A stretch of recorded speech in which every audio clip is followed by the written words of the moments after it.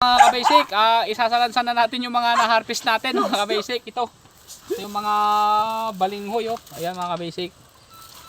Isasalansan lang natin siya na maganda. Yan, ito mga na-harvest natin mga ka-basic. Yan, ayos lang natin. Yun. Sili pare, walang sili Yan, dito. yun. Sili labuyo. Kunti lang ang iuwi natin kasi nakamotor lang tayo. Kung nakatruck tayo, maganda sana. Bago malayo ang uwian natin. Andito tayo ngayon sa Magallanes mga ka-basic. Maraming yung hacienda ng kaibigan natin. Ayun mga ampalaya mga ka-basic, sariwang sariwa. Oh. Kailangan maingat tayo. Sabi mo kailangan maingat tayo dito kasi may mga ano dito NPE.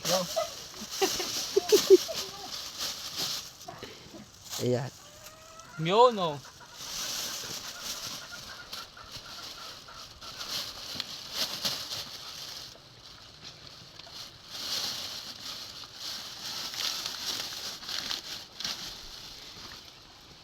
Alam nyo ba itong gulay na ito mga basic? Masarap to. Yung sigarilyas at mani, sitaw, bataw, yon.